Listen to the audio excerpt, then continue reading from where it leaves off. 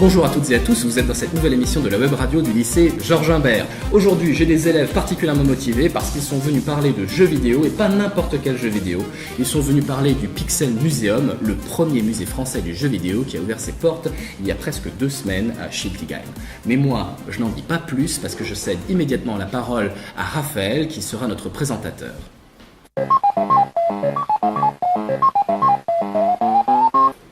Bonjour chers auditeurs, je vais passer la parole à Laetitia qui va vous présenter le musée et vous parler des tarifs mis en place à l'entrée. Hello les amis, Princesse Peach est là pour vous faire découvrir le nouveau Pixel Museum. Je vous ouvre les portes de mon royaume champignon de 10h à 18h du mardi au dimanche. Mais attention au piège, car le royaume champignon ferme ses portes le lundi. Vous voulez l'adresse de mon royaume? Attendez les amis, je vais prendre mon parchemin étoilé. Voilà.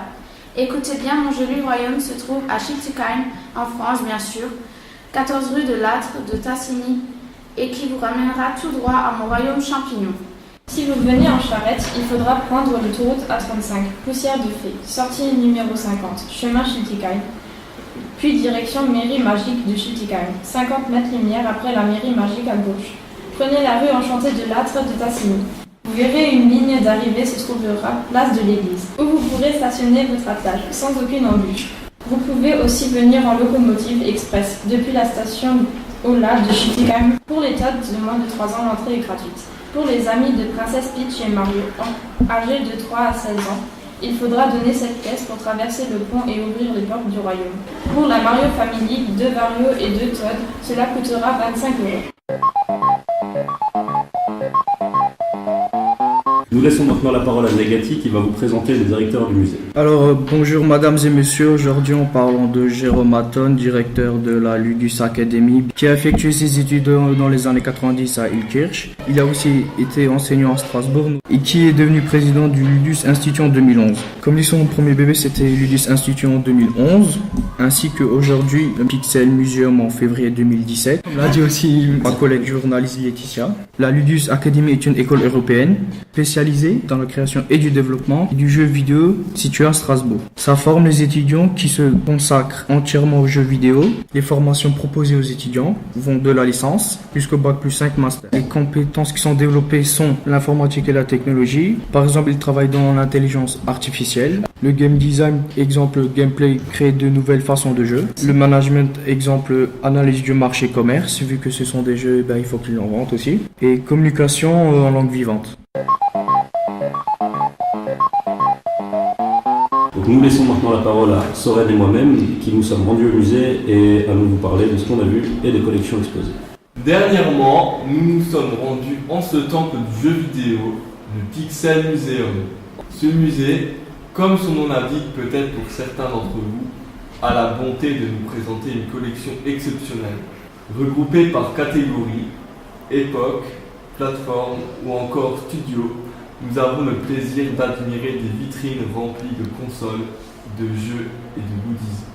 L'une d'elles nous est particulièrement restée en tête, Nintendo. Des étagères remplies de Pokémon, dont une Nintendo 64 à l'effigie de Pikachu, avec sa manette reconnaissable grâce à sa ergonomie plus que douteuse, ce qui ne m'a pas empêché d'y passer la quasi-totalité de mon enfance. Une Game Boy Color, toujours Pikachu bien sûr, plusieurs figurines dont Evoli, Rondoudou, Ronflex, Mewtwo et bien d'autres. Quelques mètres plus loin se tenait fièrement le bouclier Ilien, un double saut et j'atterris devant des étagères consacrées à notre ami Link et à son univers. Lui aussi a droit à ses goodies, figurines, éditions limitées de consoles de toute époque à son image. Wii, Wii U, GameCube, DS, etc. Mario était là lui aussi, accompagné de Peach, Luigi, Todd et Yoshi.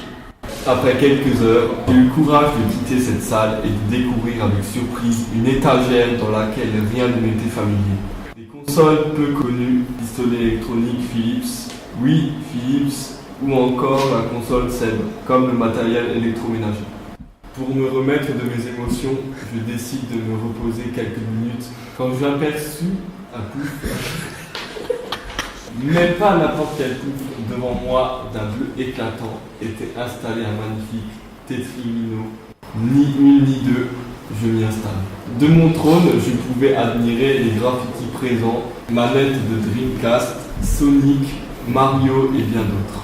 Au centre de la pièce sont placées des bornes de jeu. Il s'agit là des véritables modèles d'exposition, de la GameCube à la Dreamcast en passant par la Wii ou la Game Boy Color. Toutes ces bornes de jeu ont été utilisées pour faire découvrir lors de leurs sorties respectives les atouts et la puissance de ces consoles.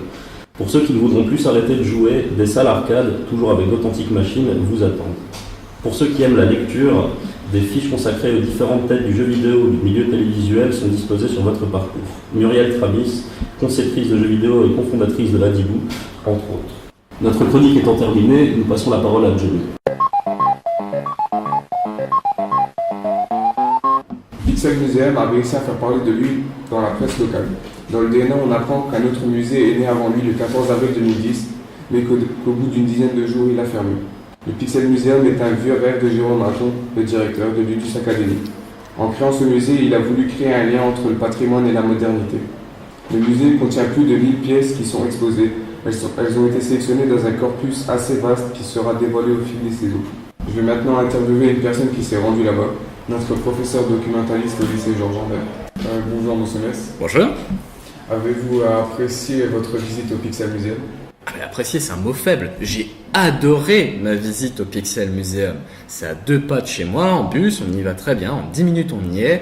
Et j'ai été bluffé par les collections que j'y ai vues. Est-ce que vous avez bien été accueilli par le personnel du musée? Ah, tout à fait, ils étaient tous là. Il y avait donc des guides, je pense d'ailleurs que ça devait être des étudiants de la Ludus Academy sur laquelle donc a travaillé Nekati, qui devaient du coup servir également de guide. Et j'ai eu la chance du coup de recevoir mon billet d'entrée que j'ai précieusement gardé, de la main même de Jérôme Maton qui était derrière la caisse. Y a-t-il beaucoup d'animations? J'ai vu qu'on pouvait aussi avoir une visite guidée, je la conseille parce que, comme l'a très bien dit Raphaël, on a plein de vitrines avec plein de choses derrière, sauf que il n'y a pas forcément toutes les explications derrière, c'est-à-dire qu'on a la console l'année, mais on n'a pas forcément d'indications sur le gameplay, sur la postérité de cette console, sur des anecdotes, etc. Et là, je pense que la visite guidée peut être très utile. Enfin, pour terminer et pour répondre à ta question, il y a des événements qui sont organisés, j'ai vu qu'on pouvait tester la Nintendo Switch la semaine dernière, avec notamment la sortie d'un jeu absolument incontournable que je conseille aussi, Zelda Breath of the Wild. Qu'est-ce qui nous a plu le plus et pourquoi? Alors qu'est-ce qui m'a plu? Ce qui m'a plu, c'est qu'on a l'impression d'avoir un cabinet de curiosité. C'est-à-dire que c'est un musée entre guillemets pensé un peu à l'ancienne, avec plein de très jolies vitrines. Il a une collection de fous. Hein. La plupart des choses qui sont exposées, il faut le savoir, sont les collections de Jérôme Maton. Moi qui me pensais collectionneur et avoir pas mal de jolies choses, je me rends compte que j'ai trouvé beaucoup plus fort et beaucoup plus barré que moi sur ce coup-là. Le soin apporté aux détails, comme l'a très bien dit par exemple Raphaël sur la charte graphique, les poufs, etc. Ce qui m'a également beaucoup plu, ce sont les espaces thématiques. C'est-à-dire qu'on pouvait choisir d'aller dans l'espace par exemple console portable, l'espace jeu éducatif, l'espace gaming, avec la possibilité de jouer à plusieurs consoles, des jeux récents. Il y a 2 semaines, Nioh sur PS4 venait de sortir et on pouvait déjà le tester sur PS4 à ce moment-là. Si vous pourrez modifier quelque chose, quoi et puis pourquoi? Il faut le rappeler, Jérôme Maton, sa formation n'est pas une formation des métiers du musée, du patrimoine. Donc c'est un projet privé, c'est un musée privé, je le rappelle. Monter ce rêve absolument fou et parvenir à un résultat aussi énorme, c'est déjà un exploit que je salue. Ce musée, je vous conseille vivement de tous y aller, il vaut vraiment le coup d'œil. S'il y avait peut-être une seule chose à changer, ou à rajouter plutôt que changer, ce serait plus de contenu sur l'aspect culturel du jeu vidéo et artistique aussi.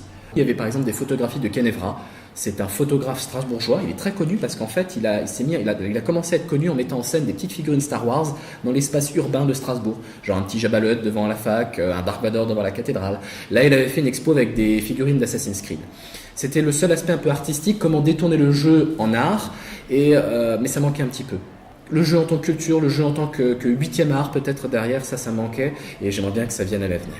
Et retournerez-vous dans les semaines à venir? Ah bah oui, tout à fait. Et j'espère pouvoir éventuellement un jour pouvoir y aller même avec quelques élèves et pourquoi pas les élèves de la web radio qui se sont intéressés à ce sujet. Ça serait une bonne chose. Je pense que vous serez tous d'accord. Ah oui, bien sûr. Aucun problème. Merci Monsieur Mech, je vous remercie pour nous avoir laissé un peu de votre temps libre pour cette interview.